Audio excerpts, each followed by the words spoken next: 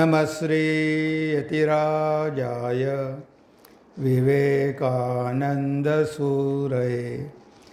सच्चित्सुखस्वरूपाय स्वामिने तापहारिणे स्वामिने तापहारिणे।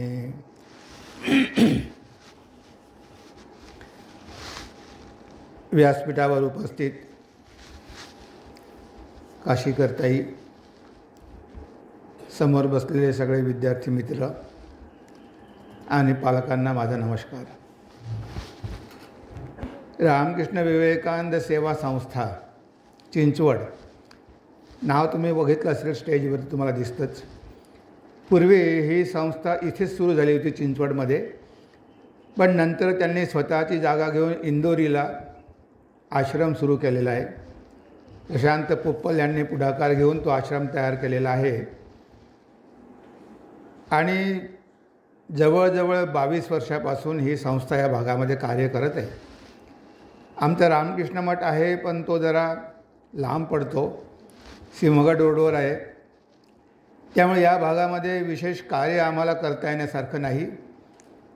पण या भागामधल्या विद्यार्थ्यांना किंवा या भागामधल्या जनतेला, पालकांना मार्गदर्शन करण्यासाठी मधूनमधून आम्ही येत असतो आणि ही संस्था वेगवेगळे कार्यक्रम आयोजित करत असते। तर ही स्पर्धा घेतल्यामुळे तुम्हाला यामध्ये सहभागी होण्याची एक संधी मिळाली आणि चांगल्या गोष्टी तुम्ही ऐकू शकलात। इंदोरीला पण आश्रम आहे, तिथे आध्यात्मिक शिबिरं वगैरे होतात। रामकृष्ण विवेकानंद सेवा संस्था अशा जवळजवळ महाराष्ट्रामध्ये 30 शाखा आहेत ज्या कार्य करतात आणि रामकृष्ण मठाचे 5 केंद्र आहे जे बेलूर मठाशी संलग्न आहे। मुंबई आहे, पुणे आहे, औरंगाबाद आहे, नागपूर आहे आणि आता थोड्या दिवसापूर्वी कोल्हापूरचं सेंटर पण घेतलेलं आहे। तरी विश्वव्यापी संस्था आहे, भारतामध्येच नव्हे तर भारताच्या बाहेरसुद्धा मोठ्या प्रमाणावर कार्य सुरू आहे आणि हे सगळं स्वामी विवेकानंदांच्या प्रयत्नामुळे आपल्याला दिसत आहे। असो, आज या स्पर्धासाठी बऱ्याच विद्यार्थ्यांनी भाग घेतला। त्यामध्ये काहींना बक्षिसं मिळाली, काहींना बक्षिसं नाही मिळाली, पण या सगळ्यांचं मी अभिनंदन करतो, कारण बक्षिसं मिळाल्यामुळे त्यांना तर आनंद झालाच, पण ज्यांना बक्षिसं मिळाली नाही त्यांनीसुद्धा प्रयत्न केले आणि ह्या स्पर्धेचा उद्देश नुसतं बक्षिसं देणं नव्हे, तर या माध्यमातून त्यांना काहीतरी कळावं, चांगल्या गोष्टी ते शिकावेत आणि त्यांच्यावर चांगले संस्कार व्हावे, हा यामागचा मुख्य उद्देश आहे। बक्षिसं वगैरे सगळं सेकंडरी आहे। आज या कार्यक्रमासाठी आपण सगळे उपस्थित आहात आणि आपण विशेष भर देतो चारित्र्य निर्माण, कॅरेक्टर बिल्डिंग एज्युकेशन। आतापर्यंत आपण सगळं ऐकत होतो, मुलांना संस्कार देणे। यापूर्वी मी हैदराबादला होतो, तिथे ह्युमन एक्सलन्स म्हणून आम्ही एक संस्था सुरू केली। उन्हाळ्यामध्ये दरवर्षी उन्हाळ्यामध्ये जवळजवळ 2000 विद्यार्थी त्या संस्कार वर्गामध्ये भाग घेतात आणि एक महिन्याच्या 2 बॅचेस कराव्या लागतात। तर एवढी तिथे मागणी आहे आणि त्याच प्रकारचं एक केंद्र आम्ही पुण्यामध्ये पण उभारीत आहोत। इथे पण ह्युमन एक्सलन्सच्या बिल्डिंगचं कार्य सुरू आहे आणि त्यामार्फत पण युवकांना, मुलांना, तरुणांना, पालकांना वेगवेगळ्या प्रकारे शिक्षण दिले जाईल। मूल्य शिक्षण, मुख्य म्हणजे आमचा भर असतो मूल्य शिक्षणावर। तेव्हा आज या प्रसंगी इथे बरेच विद्यार्थी बसलेले आहेत, त्यांना चारित्र्य निर्माण करण्यासाठी जीवनामध्ये काय आवश्यक आहे, फक्त मी त्यांना 4च गोष्टी सांगतो आणि जर त्या 4 बाबी विद्यार्थ्यांनी जीवनामध्ये आचरणामध्ये आणण्याचा प्रयत्न केला तर जीवनामध्ये तुम्ही सगळे महान झाल्याशिवाय राहणार नाही। कोणत्या 4 गोष्टी आहे, अगदी सोप्या आहे, तुम्ही लक्षात ठेवू शकता आणि विवेकानंद जीवनामध्ये बऱ्याचशा त्याविषयी घटना पण आहे, पण आपला वेळ मर्यादित आहे। त्यामधले पहिली म्हणजे श्रद्धा, त्यानंतर सत्य, लक्षात ठेवा, श्रद्धा, सत्य, स्वाध्याय ह्या 3 गोष्टी तर महत्त्वाच्या आहेच. तर पहिलं आपण श्रद्धा बघूया. आणि सत्य. तर हे श्रद्धा जी आहे ती श्रद्धा आपल्या सगळ्यामध्ये आहे. कारण आपल्या सगळ्यामध्येच अनंत शक्ती आहे, फक्त आपल्याला त्याबद्दल ज्ञान नाही. जीवनामध्ये जेव्हा संकट येतात तेव्हा ती श्रद्धा बाहेर आणणं फार महत्त्वाचं आहे. त्याला आपण आत्मविश्वास म्हणतो. स्वामी विवेकानंद म्हणायचे,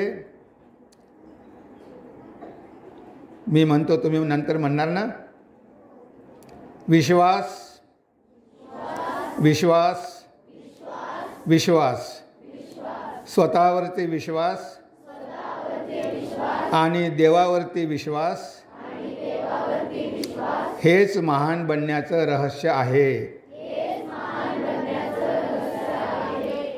त्या बघितलं चारित्र्याचा एक पाया सगळ्यात महत्त्वाचं म्हणजे आपल्यावरचा विश्वास कधीही गमावायचा नाही. जीवनामध्ये काहीही झालं, कितीही अडचणी आल्या, कितीही संघर्ष करावा लागला, जरी आपण फेल झालो, स्वामीजी म्हणतात की तुम्ही 1000 वेळा जरी फेल झाले असाल तर पुन्हा एकदा प्रयत्न करा, पण हिंमत सोडू नका. म्हणजे बघा, हा विश्वासच आपल्याला जीवनामध्ये महान करत असतो. जे इतर जर करू शकतात तर मी का करू शकत नाही? म्हणजे मला सगळं काही करणं शक्य आहे, माझ्यामध्ये अनंत शक्ती आहे.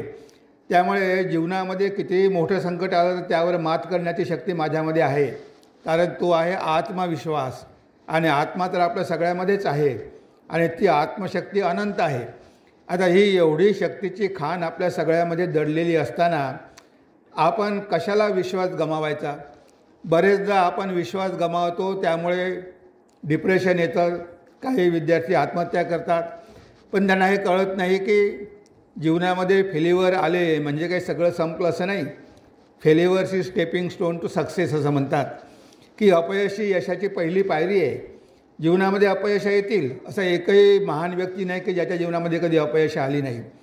जीवनामध्ये कितीही अपयश आली तरी मुळीच घाबरू नका आणि पुन्हा जोमानं तयारी करा आणि बघा, तुम्हाला यश मिळाल्याशिवाय राहणार नाही.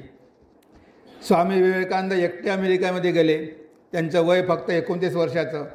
बघा, तिथे विदेशामध्ये जाऊन राहणं आणि आपल्या हिंदू धर्माचा, सनातन धर्माचा प्रचार करणं हे काही तेवढं सोपं कार्य नव्हतं. त्यांना अनेक संकटांचा सामना करावा लागला. त्यांना मारून टाकण्यासाठी पण प्रयत्न झाले. पण ह्या सगळ्यामधून विवेकानंदांनी कशाप्रकारे आपला रस्ता काढला, मार्ग काढला आणि शेवटी ते जग जिंकूनच परत आले. म्हणजे जर आपल्यावर विश्वास असेल तर आपण कुठेही जाऊ शकतो, काहीही करू शकतो. आपल्याला काहीच भीतीचं कारण नाही. फक्त स्वतःवरचा विश्वास कधीच गमावू नका. म्हणून पहिलं आहे श्रद्धा. आपल्या सगळ्यामध्ये ही आत्मश्रद्धा निर्माण झाली पाहिजे की आपल्याला काहीच कठीण नाही. जेव्हा जेव्हा तुमच्या जीवनामध्ये संकट येईल तेव्हा हे शब्द लक्षात ठेवा की येऊ द्या संकट, आपल्यामध्ये सामर्थ्य आहे, आपण पळून जाण्याचा प्रयत्न करणार नाही, तर आपण संघर्षांचा सामना करून आपण पुढे पुढे जाऊ, तरच तुम्हाला यश मिळेल. दुसरं म्हणजे सत्य फार महत्त्वाचं आहे. कारण बरेचदा आपण सत्यासोबत तडजोड करतो. जे कधीकधी आपण शॉर्टकट करण्याचा प्रयत्न करतो, कधीकधी खोटं बोलण्याचा प्रयत्न करतो. पण बघा, ट्रूथ इज गॉड. आपल्याला माहिती आहे की सत्यच ईश्वर आहे. जर तुम्ही सत्याचं आचरण केलं तर तुम्ही ईश्वराच्या मांडीवरती बसलेले आहात. तुमचं ईश्वर रक्षण केल्याशिवाय राहणार नाही. तेव्हा छोट्या छोट्या गोष्टीसाठी खोटं बोलू नका. खोटं बोलण्याची सवय कधीच लावून घेऊ नका. कारण तुम्ही जर खोटे बोललात तर तुमच्या शब्दावर कुणाचाच विश्वास बसणार नाही. अरे, तो म्हणतो करतो म्हणून पण करत नाही. तुम्हाला शिक्षकाने एखादं काम सांगितलं आणि तुम्ही जर ते काम वेळेवर केलं तर शिक्षक पण खुश होईल. पण तुम्हाला काम सांगितलं आणि तुम्ही ते काम केलंच नाही तर तुमच्यावर शिक्षकाचा विश्वास राहणार नाही. तुम्ही आईवडिलांना सांगितलं की तुम्ही शाळेत जाता आणि तुम्ही दुसरीकडे कुठे गेलात, तुम्ही खोटं बोललात. आईवडिलांना जर ते कळलं तर आईवडिलांचा तुमच्यावर विश्वास राहणार नाही. म्हणून आपल्याला जर लोकांचा विश्वास संपादन करायचा असेल, समाजामध्ये काहीतरी व्हायचं असेल, तर इथे तडजोड, ॲडजस्टमेंट, मॅनेजमेंट असं करून चालणार नाही. शॉर्टकट मेथड कधीच बघायची नाही. तर सत्यानंच आपण सत्यवानच व्हायचं, सत्याचं आचरण करायचं. कारण शेवटी जय सत्याचा होतो. आपल्या शास्त्रामध्ये म्हटलं आहे सत्यमेव जयते. असत्याचा कधी जय होत नाही. शॉर्टकट करून तुम्ही थोडंफार काही कमावाल पण ते काही राहणार नाही. सत्याचं आचरण करताना तुम्हाला बरेच अडथळे येतील, तुम्हाला त्रास पण सहन करावा लागेल, पण ते सगळं सहन करण्याची तयारी ठेवा. पण सत्याशी तडजोड करू नका. रघुकुल रीत सदा चली आई, प्राण जाय पर वचन न जाई. रामायणामध्ये आपल्याला माहीत आहे कसं म्हटलं आहे. म्हणजे सत्याची महिमा आपल्या शास्त्रांनी कितीतरी गायलेली आहे. स्वामी विवेकानंद म्हणतात, truth does not pay homage to any society, society has to pay homage to truth or perish. सत्य कोणत्याही समाजापुढे मान तुकवायला तयार नाही, मग तो आधुनिक समाज असो की पुरातन समाज असो. समाजाला सत्यापुढे मान तुकवावी लागते, अन्यथा असा समाज नष्ट होतो. तेव्हा आपण हे नेहमीच लक्षात ठेवलं पाहिजे की स्वामी विवेकानंद एवढे महान झाले, पण त्यांनी सत्याचं आचरण केलं. एकदा नरेंद्र शाळेमध्ये होता. शाळेमध्ये मागच्या बेंचवर बसला आहे, काही मित्र पण आहे. त्याला गोष्टी सांगायची खूप सवय होती, त्यामध्ये तो पटायत होता. एक दिवस तो मुलांना चांगल्या चांगल्या गोष्टी सांगू लागला. शिक्षक तिथे शिकवत होते. त्यांचं लक्ष गेलं की मागे मुलं बोलत आहे. तेव्हा शिक्षकांनी त्या सगळ्या मुलांना प्रश्न विचारले. त्यामधला कोणीही उत्तर देऊ शकला नाही, पण नरेंद्राने मात्र सगळ्या प्रश्नांची उत्तरं दिली. कारण नरेंद्राची एकाग्रता प्रचंड होती. तो गोष्टी पण सांगत होता आणि त्याचं लक्ष शिक्षकाकडे पण होतं, त्यामुळे तो लक्षात ठेवू शकला. तर शिक्षकांनी म्हटलं की नरेंद्र तू बैस, आणि सगळ्या मुलांना बेंचवर उभं केलं. तेव्हा नरेंद्र स्वतः उभा राहिला आणि म्हणे, सर या मुलांचा काहीच दोष नाही. बघा, त्यानं सत्य सांगितलं. म्हणजे मी त्यांना गोष्टी सांगत होतो तर दोष माझा आहे. जी काही शिक्षा करायची असेल ती मला करा आणि यांना सगळ्यांना खाली बसू द्या. म्हणजे सत्य बोलण्यासाठी किती हिंमत पाहिजे.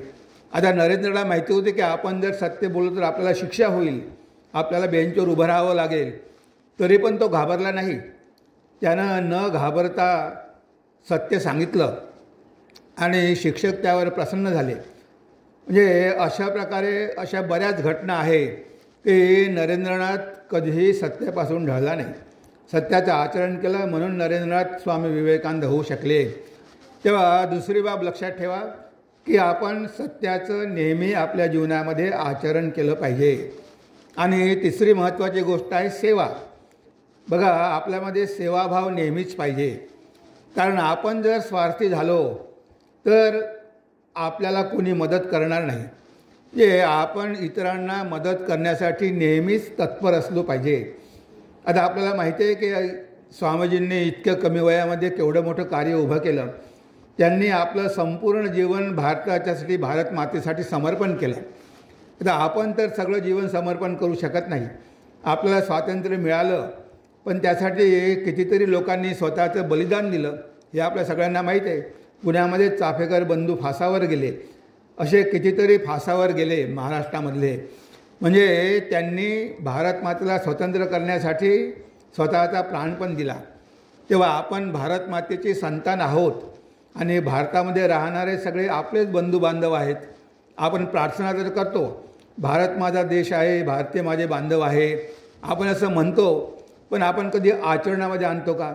आता आपल्या बाजूला आपण बऱ्यापैकी श्रीमंत आहोत, आपल्या बाजूला झोपडपट्टी असेल, तिथल्या मुलांना पुस्तकं नसेल, तर आपण आपली जुनी पुस्तकं त्यांना देऊ शकतो का?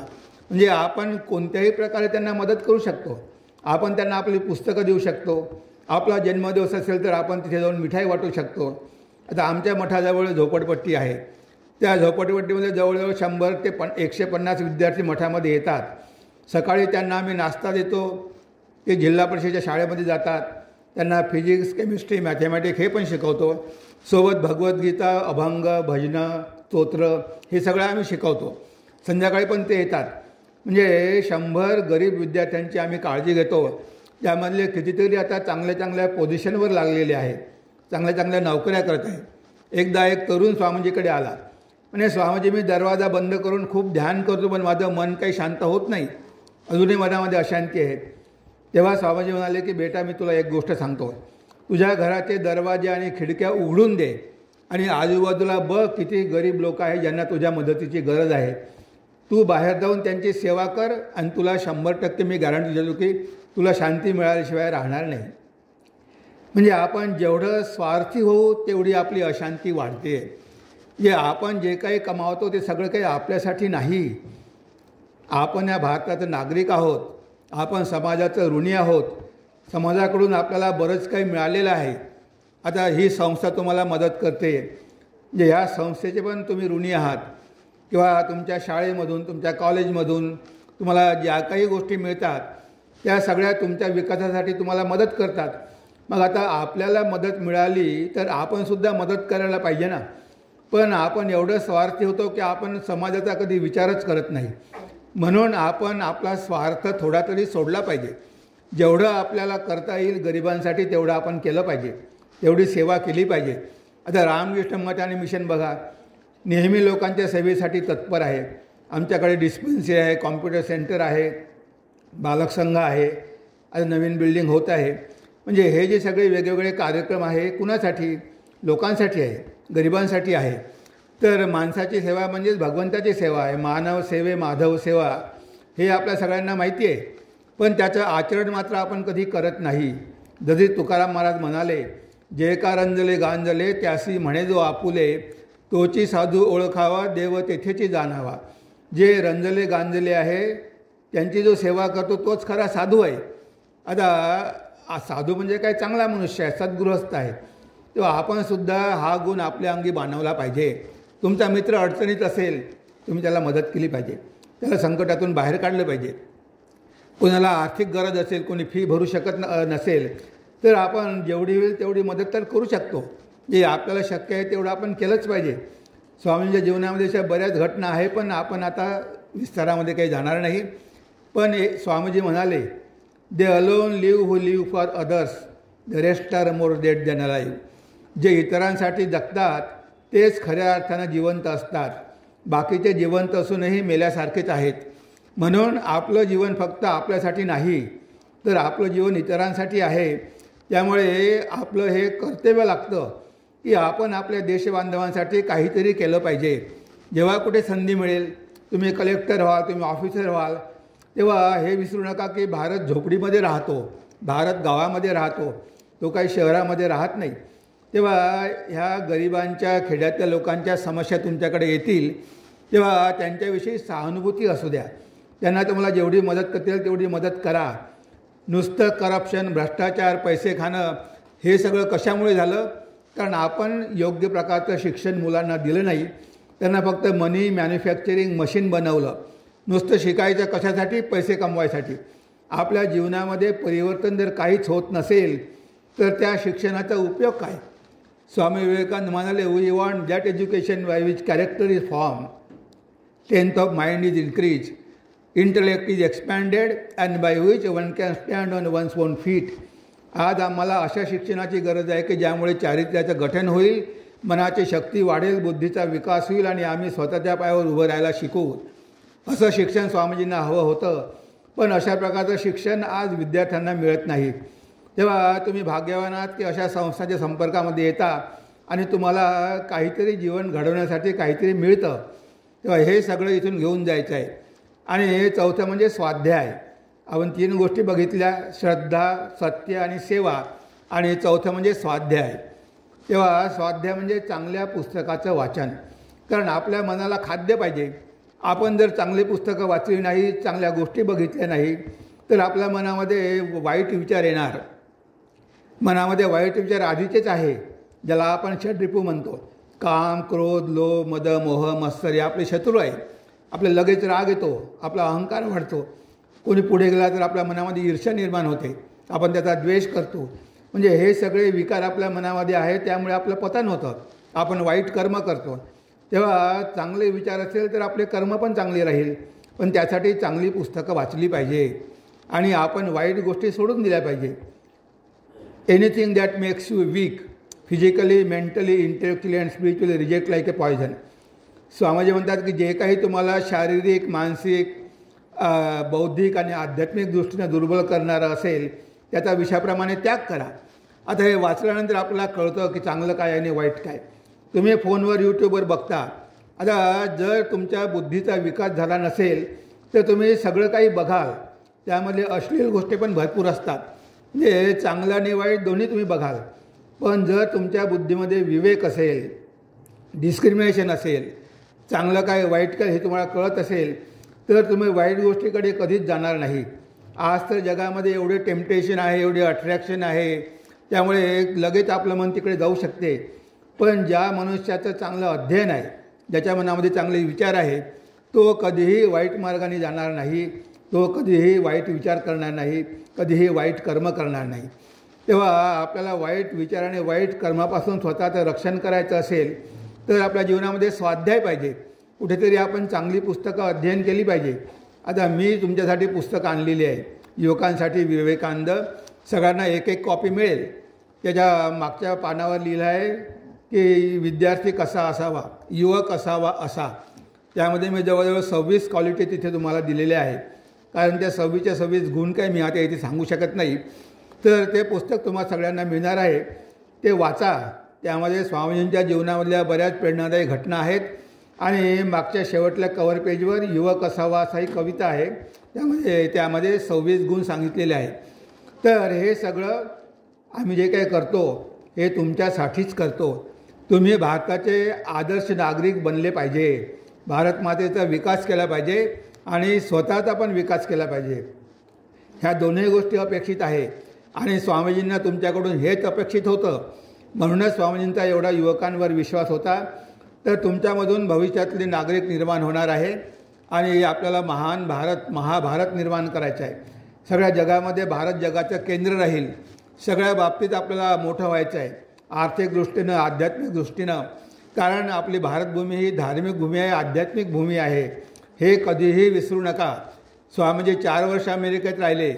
अमेरिकेमधून परत आले तेव्हा एका त्यांच्या पाश्चात्य शिष्याने विचारलं, नाही स्वामीजी तुम्ही 4 वर्ष अमेरिकेत राहिले, जे तुम्ही बघितलं किती ऐश्वर्य आहे, किती शिक्षण आहे, किती सभ्य लोक आहे. आता तुम्ही भारतामध्ये जाणार, भारतामध्ये निरक्षरता आहे, जातीयवाद आहे, अंधविश्वास आहे, दारिद्र्य आहे, हे सगळं आहे. तुम्हाला आता भारताविषयी काय वाटते? तेव्हा स्वामीजी म्हणाले की 4 वर्षापूर्वी जेव्हा मी भारत सोडला तेव्हा मी भारतावर प्रेम केलं. पण 4 वर्षानंतर जेव्हा मी आता भारतामध्ये परत जात आहे, आता मला भारताची माती पवित्र आहे, भारताचं पाणी पवित्र आहे, भारताची हवा पवित्र आहे आणि भारत हा संत महापुरुषांचा देश आहे. इंडिया इज तीर्थभूमी, ते तीर्थक्षेत्र आहे, ती पुण्यभूमी आहे असं स्वामीजी म्हणू शकले. कारण त्यांना भारताचा इतिहास माहिती होता. आपण किती महान होतो, सोने की चिडिया म्हणायचे भारताला. आपण किती महान होतो, पण 1000 वर्षाच्या गुलामगिरीमुळे आपली काय दयनीय अवस्था झालेली आहे. आता यामधून आपल्याला बाहेर काढण्यासाठी विवेकानंद आलेले आहेत. आता हळूहळू आपली प्रगती होत आहे. ते म्हणाले होते की 50 वर्षात भारत स्वतंत्र होईल. ते 1897ला म्हणाले आणि बरोबर 47ला आपल्याला स्वातंत्र्य मिळालं. त्यांनी हे पण भाकीत केलं होतं की भारत जगाचं केंद्र होईल, भारत जगाचा गुरु होईल. हे सगळं खरं आहे, पण हे करणार कोण? आपल्यालाच करावं लागणार आहे. त्यासाठी आपल्याला स्वामीजींचे विचार घेऊन आपलं जीवन घडवावं लागेल, त्यासाठी तयारी करावी लागेल. आणि आपण जर महान झालो तर भारत महान होईल. भारत म्हणजे काही नद्या, पर्वत, जमीन हे नव्हे, तर भारत म्हणजे तिथली माणसं. तर आपल्याला महान व्हावं लागेल. त्यांच्याकडून, पाश्चात्यांकडून आपल्याला विज्ञान, टेक्नॉलॉजी शिकावी लागेल आणि आपला धर्म आणि अध्यात्म पण धरून राहावं लागेल. आपण जर हे सोडून नुसतं त्यांच्या मागे लागलो, त्यांचं नुसतं अंधानुसरण केलं तर आपली प्रगती होणार नाही. We want western science coupled with Vedanta. Swamiji म्हणाले की आपल्याला विदेशी विज्ञान तर पाहिजे, पण सोबतच भारतीय संस्कृती पण पाहिजे. ही आपली संस्कृती एवढी महान आहे, आपण तिला जर विसरून गेलो, आपण ती जर सोडून दिली तर आपला विनाश झाल्याशिवाय राहणार नाही. म्हणून आपल्यामध्ये जे काही चांगलं आहे ते धरून ठेवायचं आणि जे काही नवीन आपल्याला घ्यायचं आहे इतर देशांकडून ते आपण घ्यायचं. या दोन्ही गोष्टीचं कॉम्बिनेशन करून आपल्याला भारताची प्रगती करायची आहे. स्वामीजींनी जमशेदजी टाटांना सांगितलं होतं की भारतामध्ये एखादा उद्योग सुरू करा. आणि जमशेदजींनी बेंगलोरमध्ये सायन्स इन्स्टिट्यूट सुरू केली. त्यानंतर कितीतरी त्यांचे कारखाने सुरू झाले आणि आज टाटा उद्योग समूह केवढा मोठा आहे. म्हणजे ही सगळी स्वामी विवेकानंदांची प्रेरणा होती. त्यांच्या प्रेरणेमुळे कितीतरी लोक महान झाले. मिस मार्गारेट नोबल भगिनी निवेदिता झाली, तिनं भारताची किती सेवा केली. तेव्हा ह्या सगळ्या लोकांनी हे विचार घेऊन आपापली जीवनं महान केली आणि भारत मातेची सेवा केली. तुम्हीसुद्धा भविष्यामध्ये ते करू शकता आणि तुम्ही कराल अशी माझी आशा आहे. तेव्हा स्वामीजींना प्रार्थना करूया की त्यांनी आपल्या सगळ्यांना ते सामर्थ्य द्यावं, शक्ती द्यावी आणि आमच्याकडून महान कार्य करून घ्यावं आणि आमचा आणि जगाचा आपण उद्धार करावा अशी त्यांच्या चरणी प्रार्थना करून माझ्या वाणीला मी इथेच विराम देतो. नमस्कार, धन्यवाद.